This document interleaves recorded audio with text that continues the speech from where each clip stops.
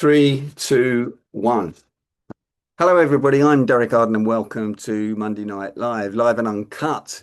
Those of you that are watching this on the recording, can I just remind you that if you come on live, you'll get the real amazing secrets that we don't put on the recording. So please join me live and connect with me on LinkedIn, and I'll send you the links in the future. The other thing I wanted to mention is most people listen to this on a playback speed of 1.25 or 1.5, which is much more effective for podcasts and for YouTube.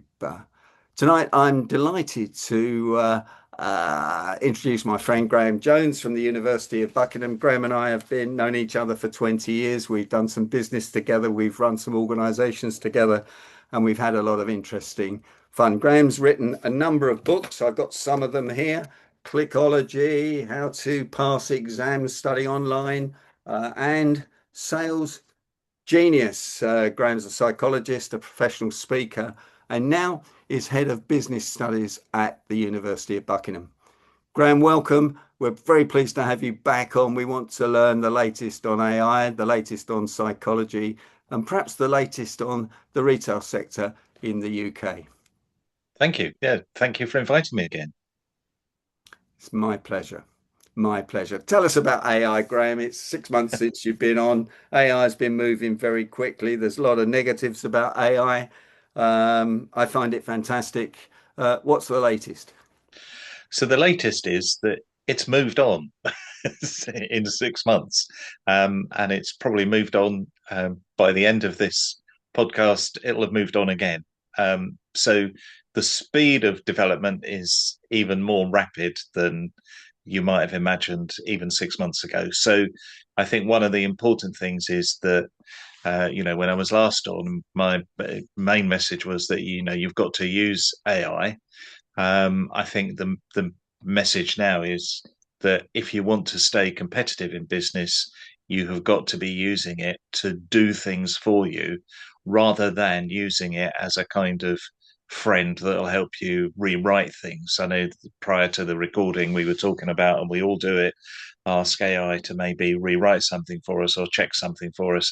That's actually where we were using AI 6 months or a year ago. Now we should be using it to actually produce things, not necessarily do the writing for you, but do lots of the practical legwork that takes your time. And businesses that are doing that will have a competitive advantage against those businesses that don't do it.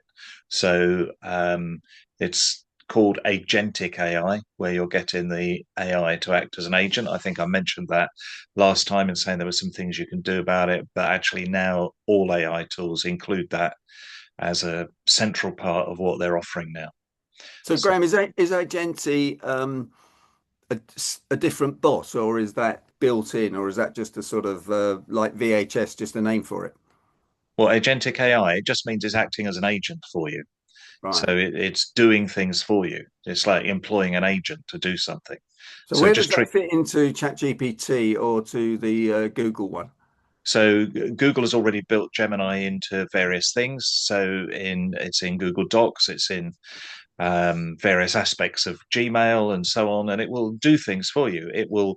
So you can ask Gmail to review your emails this morning, work out which ones are the most important ones, maybe deal with the ones that are not important by sending and holding email out to them, and coming back to you with what you need to do, your priorities based upon what's in your email box that morning. In other words, you haven't got to spend your time going through your email inbox.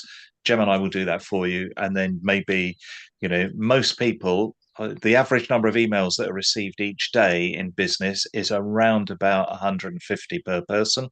So it's going to take you a long time to sort through those. In fact, on average, in most offices, people are spending 3 hours a day sorting through emails. That's one of the reasons why the productivity statistics have flatlined since 2008. So most countries around the world, productivity should be 20% higher, well, nearly 30% higher than where it currently is. It's flat. A lot of that is because we're spending time doing things like going through emails that we don't need to go through. So if you get Gmail to do that for you using Gemini, part of Google's AI offering, it will sort it all out for you, leaving you maybe with the 3 emails that you really need to do. In other words, when you switch on Gmail in the morning, you've only got 3 emails being presented to you. You can get on and do those, and you can ignore everything else because Gemini has sorted it out for you. So But it's like hang having a on, hang on, personal hang assistant. on a minute. Hang on a minute, Graham. What about the other emails that we've got to answer? Are we just going to ignore those then? Okay, let's unpack your question. Yeah. The other emails we've got to answer. Who said you've got to answer them? That's the first question. Yeah.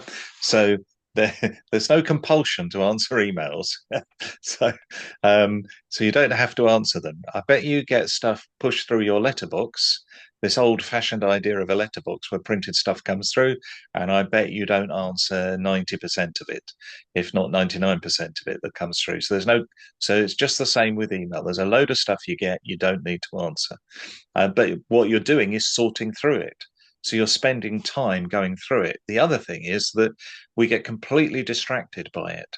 And so, consequently, as I said, people are spending 3 hours a day doing it, but that's often because something else happens at the same time. So, you're reading an email and something else happens which distracts you from the email, and you're distracted from the email, or you click on a link in an email which takes you onto a website for something to check out.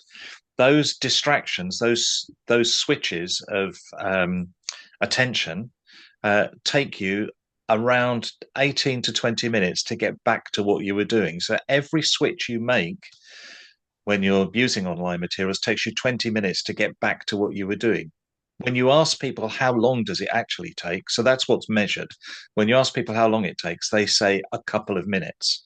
So our interpretation of time, we know, disappears when we use online stuff. We think time is very different. We have our concept of time online is not very good. We, as human beings, we're not very good at assessing how much time we spend on things.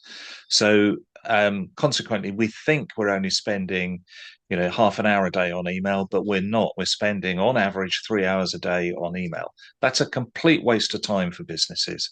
Get AI to do all that for you, deal with the rubbish, deal with the stuff that can be dealt with, and then focus on the two or three that you need to deal with. So what prompt do I need to put into Gmail to do that? I mean, you know me, I'm a bit of a philistine on these things. So it's not a prompt; it's a service offered by Gmail. It's a Oh, service offered by these things. So it's just part. You just need to set up what you want to do. You're going to have to give it some advice as to, for example, always make sure. I'd have to put into it. Always make sure I personally answer the ones from Derek Arden. I don't want any automated stuff going to him. Yeah. So you can do all of that and work out, So if you're in the office, you probably, if you've got a boss, you want your boss to come through and not be dealt with by AI.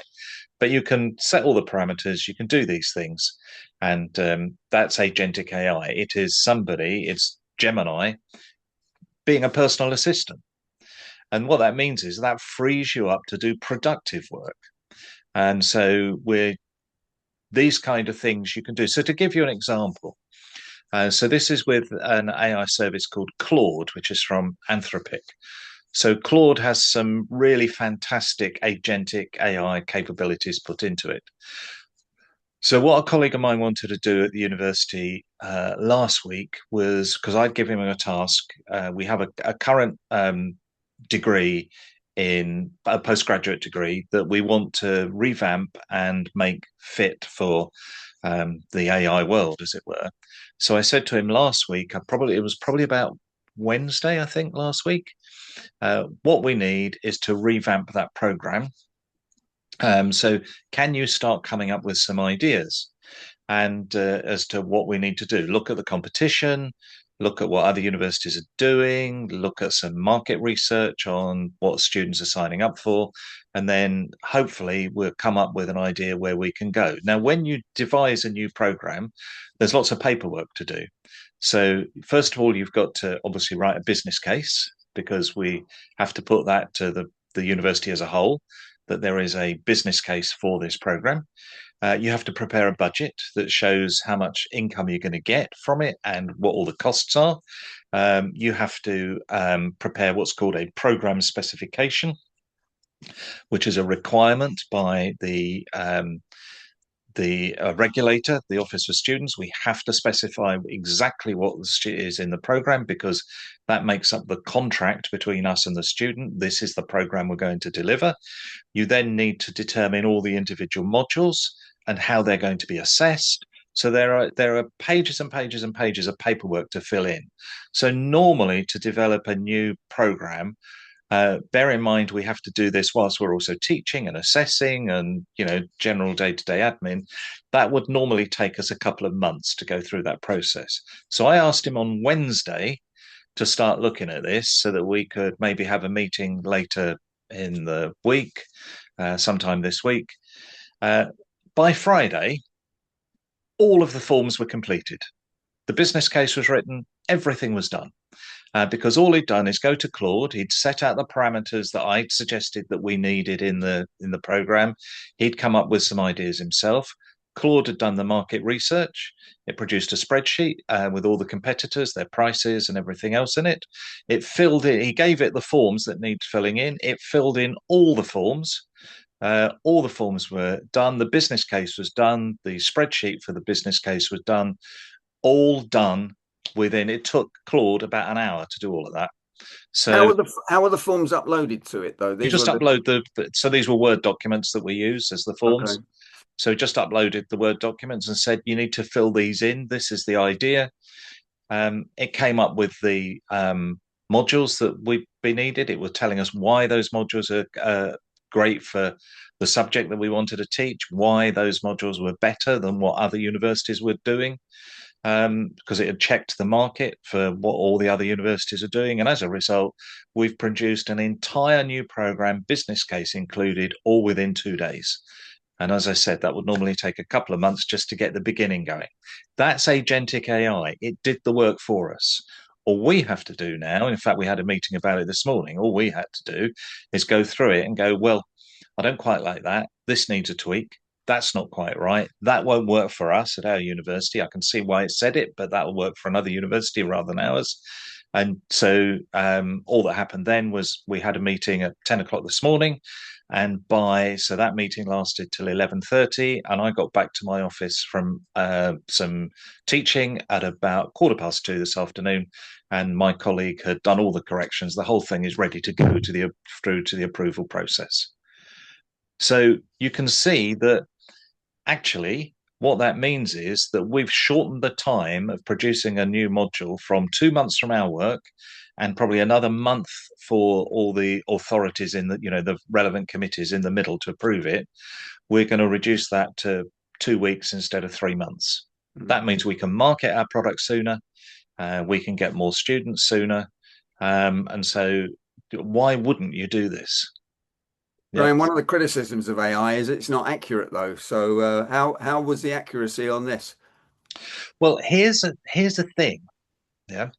The majority of people using AI, and I'm looking at all your pictures, yeah, and I'm guessing, looking at your pictures, unless you have presented me with some kind of avatar of yourself, I'm looking at the pictures across the screen here, having to look carefully, yeah, that there are people on the screen who probably remember the world before AI. And they may even be of an age where they remember the world before the internet. I know that won't be many of you, yeah, but okay, Will's pointing to himself. Yeah. Um, Unfortunately, the age group of the people presented to me are the least likely to use AI. The majority of people using AI currently are under the age of 35.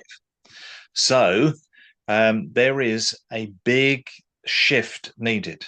And the good thing here is that one of the things that everybody here has got that the people under the age of 35 have not got is experience. And that experience is absolutely invaluable when it comes to interpreting AI. So it will make mistakes. If you are 25 years old and you're using AI in your work, you'll just accept what it says because you haven't got the experience to tell you that what it's given you is not quite right. So to give you an example, why the kind of mistakes it makes and how it makes those mistakes, I'm called, one of my jobs at the university is called the university orator. So at big functions, I have to do speeches to give an oration to somebody we're giving an honorary award to. So recently we had the installation of our new chancellor, although she's not new, she's just installed for a second term. So that's Dame Mary Archer. So Lord Geoffrey Archer's wife is our chancellor, and we had the official installation of her as the chancellor of the university. That's a big ceremony. We hold it in a big local church, which seats about 400 people, which is just up the road from the university, and all the great and the good were there, and we were honouring a couple of honorary graduates, and I had to make a speech about one of them. One of them is a historian who had been writing historical work and researching all of the beacons that were providing information to Bletchley Park. So very important to the UK that these things existed, and they're still dotted around the landscape in Mm. Buckinghamshire, and people don't know what they are, but actually they helped us in the war significantly. So he's a historian who specialises in military history, and this was his fascinating thing. So I thought, well, I better do. He'd sent me his CV basically in advance before I had to write the speech, and I thought I'll do a bit of research. Where would I do my research? I'll go to ChatGPT, and ChatGPT gave me some information, and it told me that he was one of his books was demonstrating why he was such a recognized person, because his book was currently, in its second edition, 10 years on from its first edition, showing that actually, and it was selling well, continuing to sell well a decade on. So you held up some of my books, Derek. One of those is not selling anymore. So I won't tell you which one. Yeah, but it's not. It's only 8 years old. One of those books, and it's not selling anymore because it's out of date. Yeah. So his um his book, I guess it's there that one, wasn't Graham, that is it? one. No. Oh, okay. So it got 50-50 from the other two. So um, it told me that he was doing really well because of this 10-year continued high level of sales for his military history book. So I sent the speech to him saying, this is what I'm going to say. And he went, that's all very well, but you've made a mistake because the book has only been out 3 years. So how it's been selling well for 10 years, I don't know. So I went, oh, I'm terribly sorry. I made a mistake. And I rewrote that. And I went back to ChatGPT and said, you've made a mistake, and pointed out the mistake. And it went, oh, I'm sorry about that. Yeah, it's always apologetic if it makes a mistake. If AI makes a mistake, it apologizes to you. So I said to it, how did you make the mistake? What information did you have that you misinterpreted? And it went away and thought a bit, and it came back to me and it said, this is where I got the information from. And it got the information from an eBay page that was selling the book. Yep. So it got information about the fact the book was still on sale. It was on eBay. Yeah.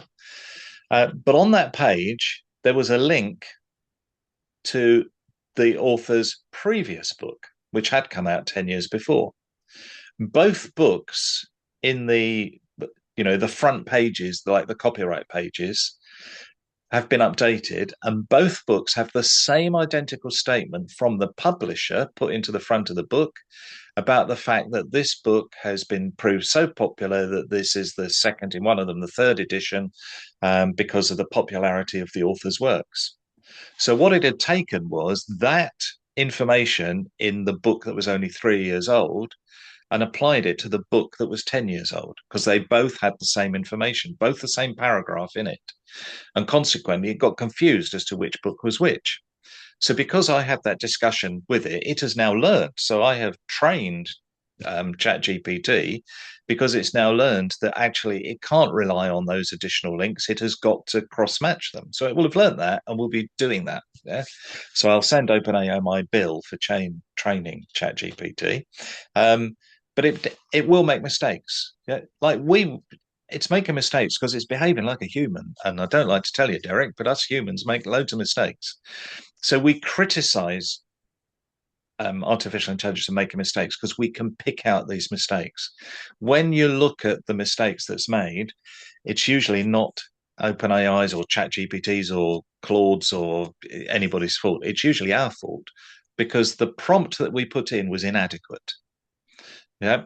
So it's the same old thing they have with computing. Garbage in equals garbage out. Yeah. I've got some very bad news for you, Graham, because when we spoke on Friday, you were working for the University of Buckingham. But when I did your bio for my newsletter this morning, it said you'd left. So perhaps you've been fired and you didn't know. Yeah. So yeah, maybe it knows something I don't. Yeah. But actually, I think what happened there was I taught also simultaneously for the Open University for nearly 25 years. And I left the Open University, so I stopped working for them. So again, it's confused the two. It's great. So, the information about my work at the Open University is Graham no longer works there. So Graham is no longer a lecturer. And then it's assumed then that that applies to Buckingham because it's not double checked. Sure. Yeah. So one of the things I was saying about age and experience, it means that actually you can spot these errors in the quality of the information much more than younger people can. And Mm. because you have years of experience, which tells you that that can't possibly be right because your experience suggests otherwise. Um, so that's a real value to people who are over 35. Um, I'm being generous in some cases, I guess, even in my So own there's, case. so there's hope for all of us on There's this hope for all of Zoom. us. That's great. That's great news. But what's going to happen to the under 35s that don't understand this and just rely on it? That's going to be a real problem going forward, isn't it? It is, yeah. So, we have students who rely on it. Will was saying before the recording about one of his relatives who's at university who's uses it to answer multiple choice questions. And will you learn from that? No, you won't. Yeah. But there again, do we need to? This is a bigger question, really, because if you go back 25 years before we were really using search engines avidly, we all had to make the effort to remember things. Yeah, we don't have to make that effort anymore because anything you want, you can just Google it and you can find it out. So if you can't remember the name of, that actor who played James Bond, Google will tell you. Yeah, you don't have to remember it anymore. But 25 years ago, 30 years ago, we all made an effort to remember. So actually, none of us now try to remember anything because we don't need to, because we've offloaded our memory to the internet. And so consequently, the internet actually extends our memory hugely. So we can recall any fact we like. Any of us can recall any fact on any subject we like without ever having to store it in our brain. So we have accepted the offload of memory to the internet. I suspect that when we come in 25 years' time, we'll have accepted that we offload understanding to AI. So what we need to do is interpret that understanding. Now, the problem then is how can you interpret whether or not AI is right if you don't know anything? Mm. And if we've offloaded our memory, that's going to have a huge issue for memory, isn't it? And for the storage in our brains. Well, yeah, that's assuming memory is stored in the brain. There's a big debate about that. It might not be, but never mind. So Wow, it's you're getting a bit deep here, I think, for Monday so Night Live. so it looks like memory is might not always be stored in the brain. There's plenty of issues where memory might be distributed around the body. So the whole notion of distributed memory is a concept that actually, when you look at things, it may be that we're storing memory somewhere else. Yeah. So, for example, you're sitting there writing notes, Derek. I can see. Yeah, but where's the? We talk about muscle memory. Yeah, for your hand to form the words and write the notes. Yeah, so the muscles in your arm, neck, wrist, fingers have all got to work. If the memory of that is stored in the brain, It's going to take a blimmin' long time for you to write a note by the time all the information goes down there. So the memory for that must be stored somewhere else. So the whole notion of distributed memory is a real concept. Lots of debate about it, but we've offloaded our memory to the internet. Yeah? So there's nothing wrong with our brains. But what happens is when you do that as a child, you haven't learned how to remember. We learn how to remember by repetition of remembering things. So when you haven't had to learn how to remember because the internet gives you everything, then you haven't learned how to remember anything. That's the problem, because then how will you be able to interpret the understanding of what's in AI? Because you won't have remembered anything and won't have the ability to remember to allow you to work out whether AI is right or wrong. So how do I remember to remember? That's going to be the real problem, isn't it? I That's guess. it. Yeah. Yeah. So people won't actively learn how to remember very much. They'll remember key things. They'll remember, how to walk and talk and all those kind of basics, but they won't remember facts anymore because you don't need to. Wow, that's really interesting, isn't it? But I mean, self-driving cars must be a problem as well, mustn't they, for geography? And, I understand that we got Carlon from California. 25% of cars I heard in San Francisco are self-driving now. Yeah, there's self-driving taxis in Los Angeles and Yeah. one or two other places. I don't see the problem.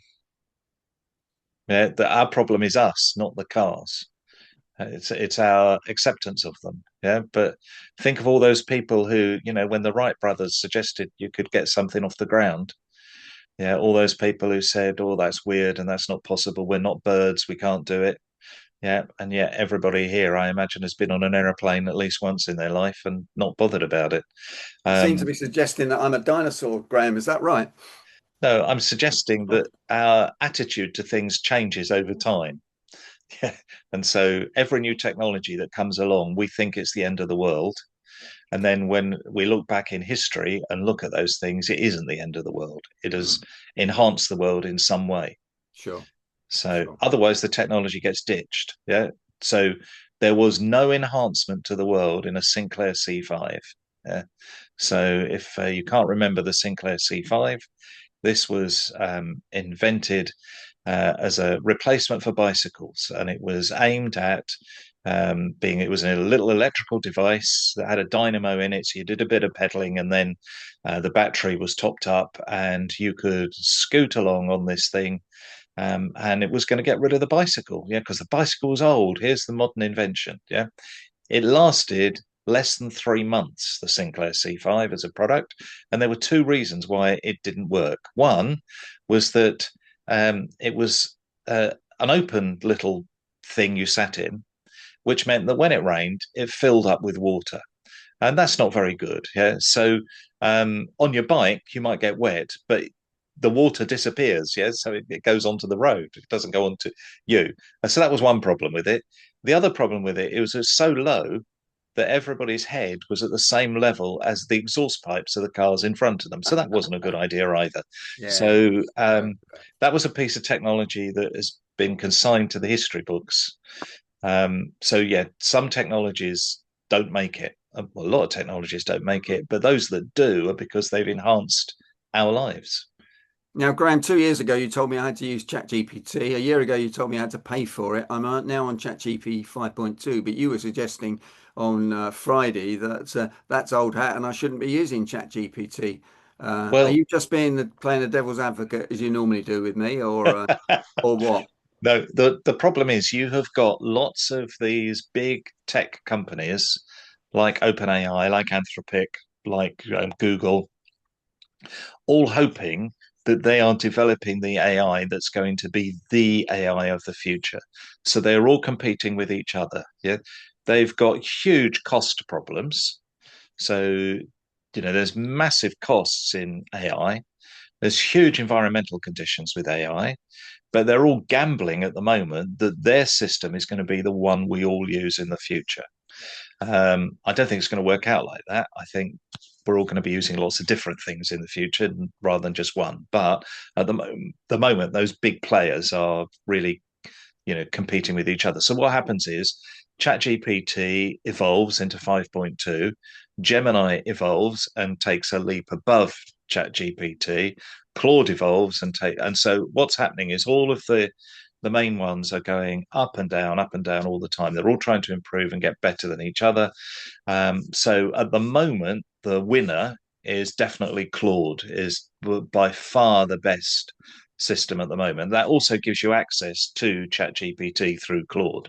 So that that's by far the best tool at the moment. But give it another 3 months, and Gemini will have overtaken it. And give it 3 months after that, and ChatGPT will have overtaken them, and so on and so on and so on. It will go Okay. Well, that's until the investors go, we're not putting any more money in. mm, mm. Yeah, because didn't someone say you shouldn't say please and thank you to ChatGPT, which you told me I should do because it's costing ChatGPT 30 million pounds or something for people doing this. Yeah. Um, you should treat it as a human being. So, one Mm, of the things we know from various studies is that it gives fuller answers and better answers when you treat it as a human being. It's trying to learn how to be human. mm. So, when you treat it as a human, it will respond more as a human. Okay. Talking of which, there was a couple of interesting studies that have only just come out and talking of how humans respond. That some pioneering person in an American university, I can't remember which American university it is now, but decided, why don't we do an interesting experiment on artificial intelligence? And what is the thing that will get everybody talking about our research? And so they settled on the thing that everybody was going to talk about, and that is using artificial intelligence to create naked pictures. Um, so they they produce lots of nude images and also took lots of nude pictures of real people. And the artificial intelligence images were perceived to be much more attractive than real people in the thousands of people they studied. So that was an example of AI winning to some extent. University of Swansea has just done a study on 800 people looking at the design of virtual cars. And so what they did is they got AI to design some virtual cars, and they got some car designers to design some virtual cars, and then they measured the interaction and the amount of time spent on the output of those, and the those produced by wasn't ChatGPT, I can't remember which one it was now, but those produced by artificial intelligence were way, way, way more interesting to people than the ones produced by people. Graham, Um, hang on a minute. What's a virtual car? I mean, car's a car. Is it a prototype or? yeah, car that you'd explore online. Yeah, Okay. so it's just here's a design. We're putting it into it's a car you might use in a game, an online game or Yeah, something like okay. that. Yeah. Okay. So, but the ones produced by artificial intelligence were deemed to be way superior and much more interesting to people than the ones produced by human beings. So you've got two examples there of um, artificial intelligence doing things that we are much more interested in than the real things that happen. Hmm. Hmm. Graham, we're nearly out of time. I was going to ask you about psychology today, really, and what's happening. There must be some real issues on psychology with the war in the Middle East and one or two people. What questions are you getting asked at the moment as a psychologist about what's going on? What about the war? Yeah, well, the war or just what's happening. There's going to be a shortage of a few things in the next few weeks, etc. What's the concerns? Yeah, so it's just standard psychology. The thing that worries us most is the fear of losing something. So the fear of loss is greater than the appreciation of gain, which is why, for example, in sales, you should never say, buy this and get this free, because that is way less appealing to people than buy these two things, but if you want it cheaper, we'll take one of them away. Because if you do that, that appeals to the fear of loss. And then people are much more likely to buy the two things than the one thing. And so consequently, fear of loss. So there are lots of fears of loss. I was listening on the radio driving down. It turns out that there are lots of people currently very worried because lots of pharmaceutical products and raw materials from pharmaceutical products have to come through the Strait of Hormuz. So the UAE, for example, is a major manufacturer of pharmaceuticals. It's um, one of their leading businesses. And so consequently, there are people very worried so their fear of losing their pharmaceuticals at the moment. So that's a problem people are worried about. People are worried about people they know out there because they fear that they're going to be hit by a drone or something. So all the fears that people have in a situation like this are associated with the fear of loss of some kind. Mm, okay. Well, what's your last tip for today, Graham, for the next few months before I twist your arm to come back on again? So my tip would be don't try and do everything with AI all at once. I would choose maybe one or two things in your business that you feel you can use AI to automate in some way, whether that is using it to manage your email, or, for instance, whether it's using something like Copilot in Microsoft 365 to create various documents for you. So you can give Copilot an instruction and it will go off and create documents for you, design them, and do all the legwork for you. So whatever you do, I would just suggest you focus on one or two things and then really get them working for you. So if you do lots of work with spreadsheets, for example, you can get Copilot to create all the spreadsheets for you, enter all the formulas, do all the hard work that you would normally do. It can do that for you. And so I would experiment with one area and just stick to that and get used to that. And then that will give you more time in your business to focus on other things that you could be doing rather than doing the nitty gritty of setting up a spreadsheet, for example. Brilliant, Graham. Thanks for joining us once again. And will you come back and join us in the summer? Tell us what's happened to artificial intelligence and what's going on at the University of Buckingham, because I know the Yeah, university sector is going through huge change at the moment. yeah. Tell me about it. Yeah. Okay. Can I ask members of Monday Night Live to give Graham the usual vote of thanks on the normal way? And if you're Thank you. listening to this or watching this on YouTube or listening to this on the Negotiators podcast, join us live because we're going to have an interesting discussion with Graham now and ask him some of those white knuckle questions that he wouldn't want to be asked on the recording. Graham, thanks for joining us, and That's okay. we'll see you again shortly.